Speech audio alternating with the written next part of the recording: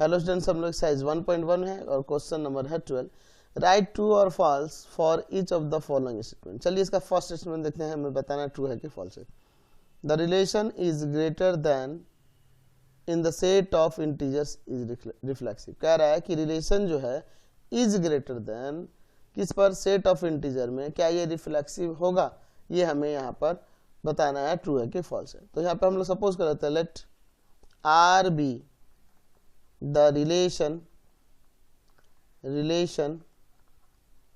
on set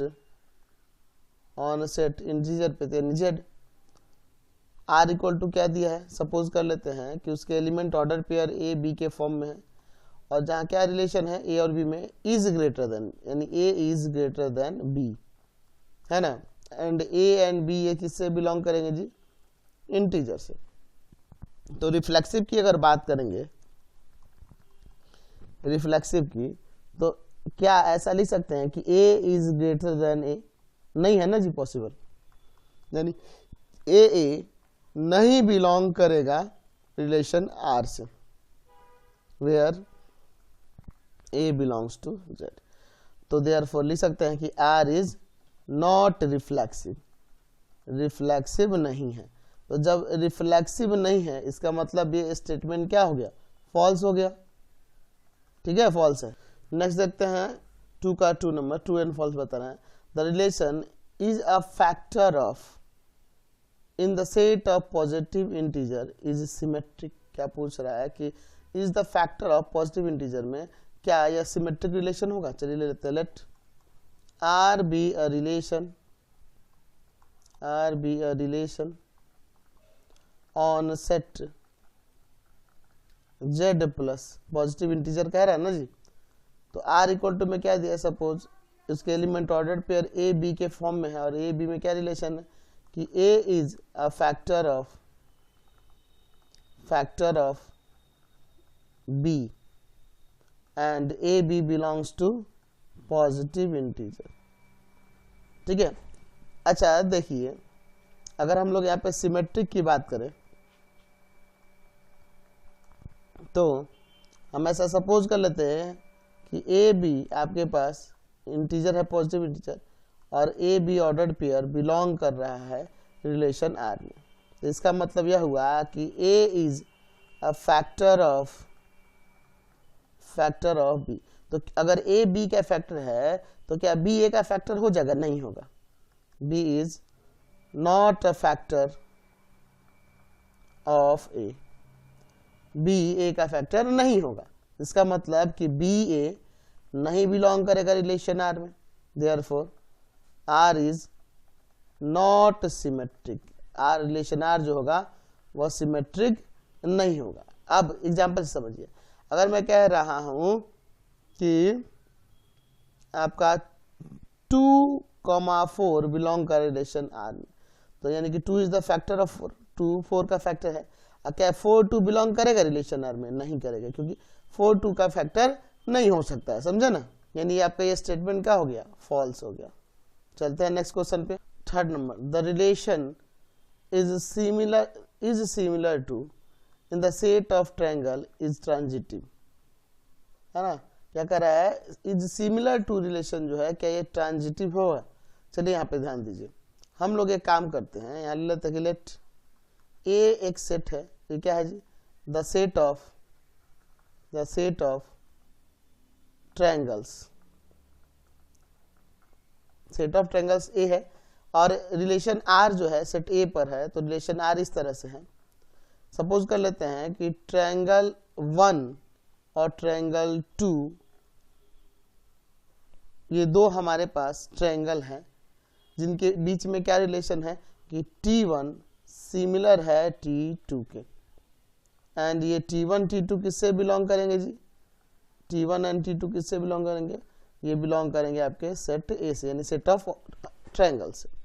तो क्या यह रिलेशन ट्रांजिटिव है। चलिए हम लोग यहाँ पे ट्रांजिटिव की बात करते हैं। ट्रांजिटिव हम लोग यहाँ पे ले लेते हैं late T1 T2 and T3, ये 3 ट्रायंगल्स हैं, यानी ए से बिलोंग करेंगे। यहाँ सपोज कर लेते हैं कि T1 T2 बिलोंग कर रहा है रिलेशन आर में, दैट मीन्स T1 सिमिलर है T2 के। एंड ये भी सपोज कर लेते हैं कि ट्रायंगल 2 एंड ट्रायंगल 3 ये भी बिलोंग कर रहा है रिलेशन आर में, that means T2 and T3 similar है। तो T1 T2 के सिमिलर, T2 T3 के सिमिलर, तो इसे क्या आपके पास आएगा कि T1 सिमिलर हो जाएगा T3 के। इसका मतलब यह हुआ कि T1 and T3 belongs to relation R, therefore R is transitive। तो रिलेशन R क्या होगा? ट्रांजिटिव होगा, यानी कि ये स्टेटमेंट क्या है? ट्रू है। समझ गए? अगला नेक्स्ट देखते हैं 12 का 4 नंबर। The relation is perpendicular to in the set of lines is transitive. ये पूछ रहा है क्या ये ट्रांजिटिव होगा? चलिए चेक करते हैं। लेट A इक्वल टू हमारे पास दिया है the set of lines, the set of lines, ठीक है। और A पर ही एक रिलेशन R है जिसमें दिया हुआ है L1 और L2, ले लेते हैं दो लाइन L1 और L2 ऑर्डर्ड पेयर में है, जिसमें इन दोनों के बीच रिलेशन क्या है कि L1 is perpendicular to L2 and L1 L2 belong करेगा सेट ए से, ठीक है। तो यहाँ ये चेक करना है कि ये ट्रांजिटिव है कि नहीं। चलिए अगर हम लोग यहाँ पे ट्रांजिटिव की बात करेंगे तो यहाँ सपोज कर लेते हैं कि 3 लाइंस L1 L2 और L3 एंड L3 बिलोंग कर रहा है आपके सेट ए से। अच्छा, यहाँ सपोज कर लेते हैं कि L1 L2 ये एलिमेंट है रिलेशन आर का, यानी इसमें बिलोंग कर रहा है, रिलेशन आर में बिलोंग कर रहा है। इसका मतलब L1 परपेंडिकुलर है L2 के। एंड दूसरा सपोज कर लेते हैं कि L2 L3 बिलोंग करे आर में, इसका मतलब है कि L2 परपेंडिकुलर है L3 पर। अच्छा, यहाँ समझिए, एक लाइन L1 है और एक लाइन L2 है। L1 इसको L2, L1 परपेंडिकुलर है L2 पर, ठीक है, और L2 परपेंडिकुलर है L3 पर। ये सपोज करो ये L3 हो गया। तो L1 L3 पैरेलल ना हो जा रहा है, इसका मतलब कि L1 L3 के परपेंडिकुलर नहीं हो सकता है, क्योंकि L1 पैरेलल हो जाएगा L3 के, है ना।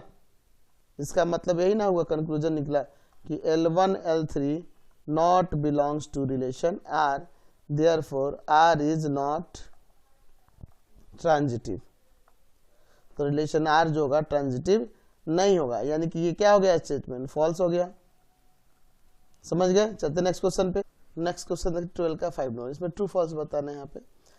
Identity relation on a non empty set A is reflexive. कह रहा कि आइडेंटिटी रिलेशन जो होगा किसी नॉन एम्प्टी सेट के लिए वह रिफ्लेक्सिव होता है।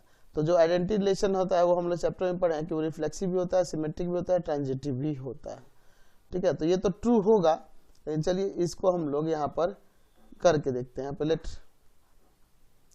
Late A equal to set है जिसमें एलिमेंट मान लो 1 2 3 दिया है, और आइडेंटिटी रिलेशन ऑन ए होगा, उसमें क्या आएगा? एलिमेंट 1 1 आ जाएगा, 2 2 आ जाएगा एंड 3 3 आ जाएगा। तो यहाँ देखिए, यहाँ पर क्या है रहा है, ये रिफ्लेक्सिव होगा, ठीक है। तो इसमें देखो, आप देख लो, वे सारे पेयर हैं जो रिफ्लेक्सिव होने के लिए चाहिए, यानी कि हम लोग देख रहे हैं कि इसमें लिख सकते हैं कि लेट एक सेट एलिमेंट है ए जो बिलोंग कर रहा है सेट ए में, तो इसमें सारे वे पेयर होंगे इस रिलेशन में, सभी के सभी, for all A belongs to set A होंगे ना जी। तो ये रिफ्लेक्सिव होगा ही ना, यस। तो ये क्या हो गया? ट्रू हो गया, इज रिफ्लेक्सिव। समझ गए? चलते नेक्स्ट पे।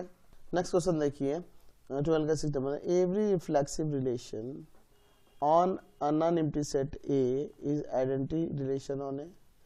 कह रहा कि हर एक रिफ्लेक्सिव रिलेशन जो होगा किसी सेट ए पर वो आइडेंटिटी होगा, ये जरूरी नहीं है। लेट ये फॉल्स हो जाएगा। लेट सेट ए में एलिमेंट है 1 2 3 और मैं यहाँ पे लेट ऐसा सपोज कर लेता हूँ कि सेट ए पर एक हमारे पास रिफ्लेक्सिव रिलेशन दिया हुआ है जिसमें एलिमेंट है 1 1 2 2 3 3 1 2, मान लीजिए यही है। तो क्या ये तो रिफ्लेक्सिव है? हाँ बिल्कुल ये रिफ्लेक्सिव है। तो क्या ये आइडेंटिटी होगा? ये आइडेंटिटी नहीं होगा क्योंकि इसमें ये चीज नहीं होना चाहिए, है ना। इसमें वही सब आप फॉर आइडेंटिटी के लिए आपको पता है क्या होना चाहिए उस रिलेशन में। तो वे ए वाले ही पेयर होने चाहिए जिसमें ए बिलोंग करेगा सेट ए से, यानी एक्स्ट्रा ये नहीं होना चाहिए, ठीक है। तो इसका मतलब ये स्टेटमेंट क्या हो जाएगा? फॉल्स हो जाएगा। हाँ, every identity relation is reflexive, ये सही है, लेकिन एवरी रिफ्लेक्सिव रिलेशन किसी सेट पे और नॉन एम्प्टी सेट पे वो आइडेंटिटी नहीं हो सकता है। नेक्स्ट क्वेश्चन देखते हैं 7 number. Identity relation on a non empty set A is symmetric. कह रहा है आइडेंटिटी रिलेशन जो होगा किसी नॉन एम्प्टी सेट में वो सिमेट्रिक होता है। तो आपको पता है कि every identity relation is reflexive, symmetric, transitive सब होता है, ठीक है। तो आइडेंटिटी रिलेशन कोई भी होगा, मान लीजिए सपोज कीजिए ए सेट है जिसमें एलिमेंट है आपके पास 1 2 3 और आइडेंटिटी रिलेशन आपके पास है इसका, इसमें 1 1 होगा, 2 2 होगा और 3 3 होगा। तो इसमें हर एक एलिमेंट को अगर पलटेंगे, एक्सचेंज करेंगे इनके कंपोनेंट्स को, फर्स्ट और सेकंड कंपोनेंट्स को, तो फिर वही ना आ जाएगा। तो ये सिमेट्रिक तो होगा ना जी, बिल्कुल सिमेट्रिक होगा, है ना। तो यहाँ पे लिख सकते हैं, यहाँ देख रहे हैं कि अगर ए बी बिलोंग कर रहा है आर में तो बी ए भी बिलोंग कर रहा है रिलेशन आर में। यहाँ ए बी क्या है? सेट ए का एलिमेंट है। देयरफॉर आर इज क्या हो जाएगा? सिमेट्रिक हो जाएगा। तो हम कह सकते हैं कि every identity relation is symmetric, क्योंकि वो रिफ्लेक्सिव भी होगा, सिमेट्रिक भी होगा और ट्रांजिटिव भी होगा। तो ये आपका स्टेटमेंट ट्रू हो जाएगा। नेक्स्ट क्वेश्चन देखिए 30 number. Construct a relation which is symmetric and transitive but not reflexive. एक ऐसा हमें रिलेशन कंस्ट्रक्ट करना है जो क्या हो जाएगा? रिफ्लेक्सिव हो जाए, रिफ्लेक्सिव ना हो, सिमेट्रिक ट्रांजिटिव हो। तो यहाँ पे ले लेते हैं, लेट आपके पास सेट ए है जिसमें एलिमेंट है 1 2 3, तो सिमेट्रिक ट्रांजिटिव हो ना। तो हम रिलेशन आर यहाँ पे ऐसे लिख सकते हैं जिसमें एलिमेंट हो जाएगा आपका 1 2, अगर सपोज कर लेते हैं 1 2 इसमें एलिमेंट है तो 2 1 देना होगा सिमेट्रिक होने के लिए, और ट्रांजिटिव होने के लिए इसमें 1 1 भी दे देना होगा। समझ गया ना?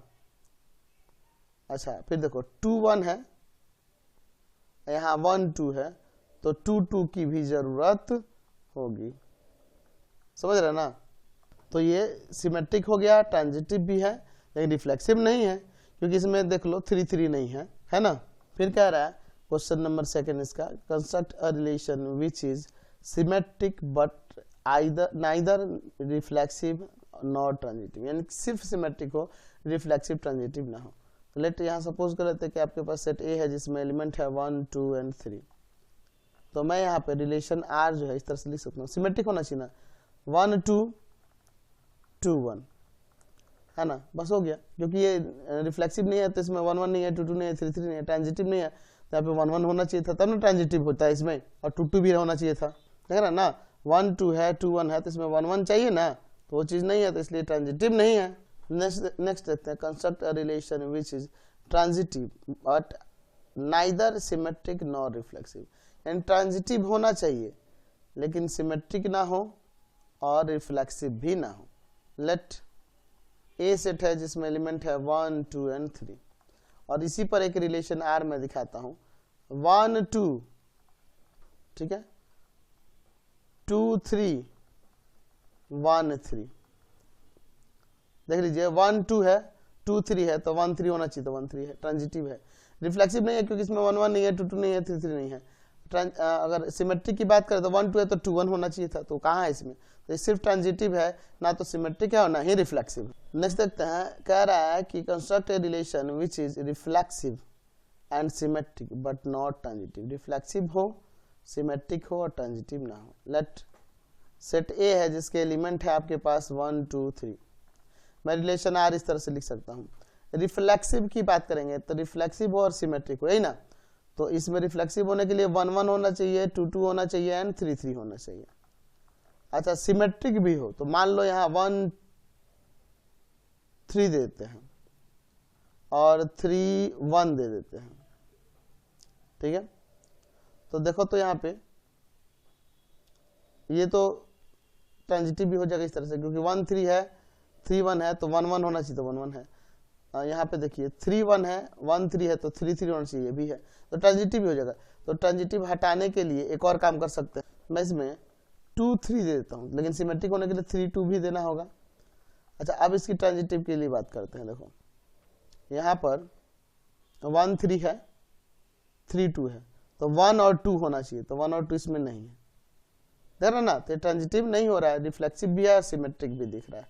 सिमेट्रिक है ना, यहाँ पे पलट गया है, और रिफ्लेक्सिव तो है ही, यहाँ ये तीनों है, तो ठीक है। नेक्स्ट देखते हैं, construct a relation which is neither reflexive nor symmetric nor transitive, तीनों में से कुछ ना हो। यहाँ पे एक सेट ले लेते हैं जिसमें एलिमेंट है 1 2 3। मैं रिलेशन आर लेता हूँ जिसमें एलिमेंट लिख देता हूँ 1 2 2 3। ये देखो रिफ्लेक्सिव नहीं है किसी, इसमें 1 1 नहीं है, 2 2 नहीं है, 3 3 नहीं है। सिमेट्रिक नहीं है क्योंकि 1 2 है तो 2 1 नहीं है, 2 3 है तो 3 2 नहीं है। ट्रांजिटिव नहीं है, यहाँ 1 2 है 2 3 है तो 1 3 होना चाहिए, वो भी नहीं है।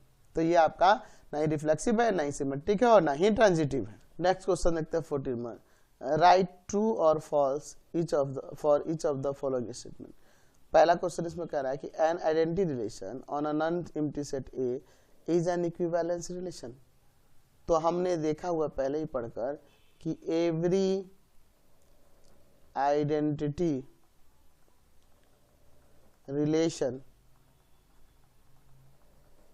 is reflexive, symmetric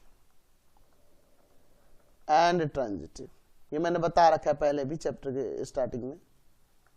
तो आपको पता है कि हर एक आइडेंटिटी रिलेशन जो होता है वह रिफ्लेक्सिव भी होता है, सिमेट्रिक भी होता है और ट्रांजिटिव भी होता है। क्यों?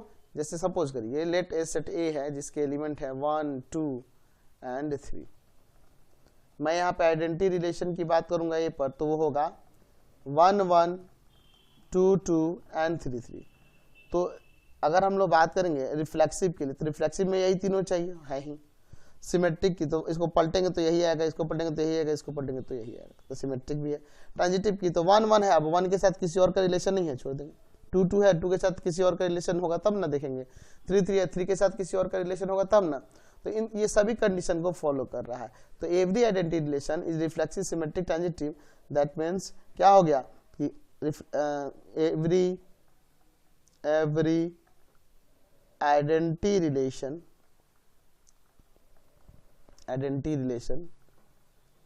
इज एन इक्विवेलेंस रिलेशन, क्योंकि रिफ्लेक्सिव, सिमेट्रिक, ट्रांजिटिव तीनों होता है। इक्विवेलेंस रिलेशन, समझ गए? यानी कि ये स्टेटमेंट क्या था? ट्रू है। समझ रहे हैं ना? नेक्स्ट देखते हैं सेकंड नंबर, कह रहा है universal relation on a empty set A is an equivalence relation. क्या यूनिवर्सल रिलेशन किसी एम्प्टी सेट के, नॉन एम्प्टी सेट के लिए इक्विवेलेंस रिलेशन होता है? यहाँ पे देखिए लेट हम लोग यहाँ पे मान लेते हैं कि are be a relation on non empty set, non empty set किस पे? ए पर, जहां ए का वैल्यू मैं यहाँ ले लेता हूँ 1 2 3। तो आर को कैसा रिलेशन, इसमें लिख देता हूं मैं, आर इज यूनिवर्सल। तो जब ये यूनिवर्सल है तो आर किसके इक्वल होगा? ए और ए के कार्टेशियन प्रोडक्ट के, यानी आर में 1 1 आएगा, 1 2 आएगा, 1 3 आएगा, 2 1 आएगा, 2 2 आएगा, 2 3 आएगा, 3 1 आएगा, 3 2 आएगा, 3 3 आएगा। तो यहां देखो इसमें 1 1 है, 2 2 है, 3 3 है। यहां लिख सकते हैं कि A belongs to relation R for all A belongs to set A. तो देयरफॉर आर इज रिफ्लेक्सिव होगा कि नहीं? रिफ्लेक्सिव। अच्छा दूसरा अगर सिमेट्रिक की बात करेंगे तो देखो 1 2 है, 2 1 है, 1 3 है तो 3 1 है, 2 3 है तो 3 2 है। अब बाकी इनको पलटेंगे तो वही आएगा। यानी अगर यहाँ पे देखें ए बी अगर आर से बिलोंग कर रहा है तो बी ए भी बिलोंग कर रहा है रिलेशन आर से, देयरफॉर आर इज सिमेट्रिक, ये सिमेट्रिक भी है। अच्छा, अगर हम लोग ट्रांजिटिव की बात करेंगे तो यहाँ पे देखिए 1 1 है, 1 2 है तो 1 2 होना चाहिए है, 1 2 है और 2 1 है तो 1 1 होना चाहिए है, 2 1 है 1 2 है तो 2 2 होना चाहिए, तो वो भी इधर है। देख रहे हैं ना, 2 3 है 3 1 है तो 2 1 होना चाहिए, वो है। 3 2 है और 2 1 है तो 3 1 होना चाहिए, तो वो भी हर एक के लिए मिल जाएगा। तो यहाँ लिख सकते हैं कि अगर ए बी बिलोंग कर रहा है रिलेशन आर में एंड बी सी भी बिलोंग कर रहा है रिलेशन आर में, तो ए और सी भी बिलोंग करेगा रिलेशन आर में, देयरफॉर आर इज ट्रांजिटिव। तो जब ये रिलेशन रिफ्लेक्सिव, सिमेट्रिक, ट्रांजिटिव जो तीनों हो जा रहा है, यानी कि यूनिवर्सल रिलेशन क्या होता है, इक्विवेलेंस होता है। Therefore universal relation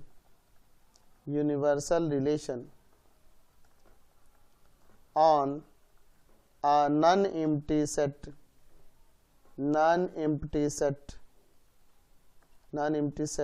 A is क्या होगा जी, equivalence relation.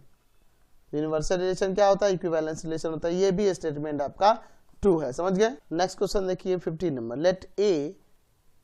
Late a relation R be R defined on z of integer, set of integer है, बाई x रिलेटेड y, कैसे रिलेटेड है कि x y के इक्वल है, for all x y belongs to z, so that r is an equivalence relation. यहाँ पे क्या है, रिलेशन r है ऑन z पर, और ये r किस तरह से डिफाइंड है, तो इसके element order pair x y के फॉर्म में, और x y के बीच में रिलेशन है कि x इक्वल है y के, जहाँ x y किससे बिलोंग करेंगे जी, इंटीजर z से।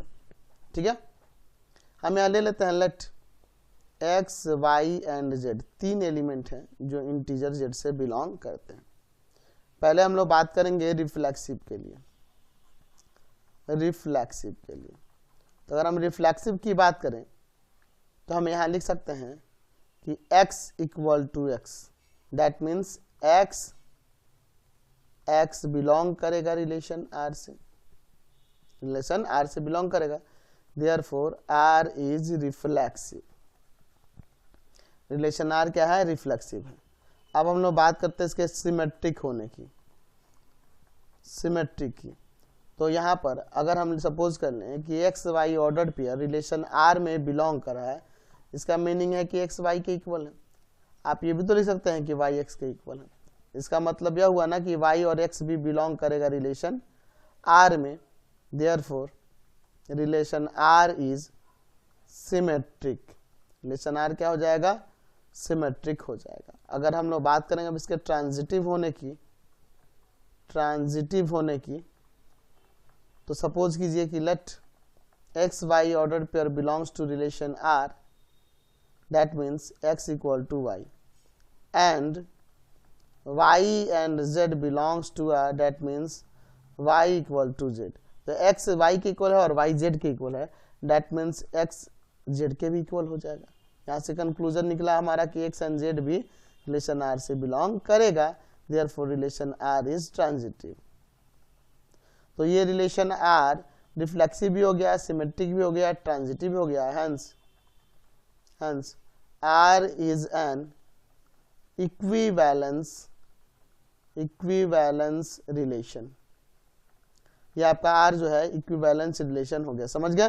नेक्स्ट क्वेश्चन देखिए 16 नंबर, let a relation R be defined on Z, set Z of integers x related to y और x माइनस y, x और y का डिफरेंस जो है एन इवन इंटीजर है, is R an equivalence relation. पूछ रहा है कि क्या ये जो रिलेशन R होगा इक्विवेलेंस होगा।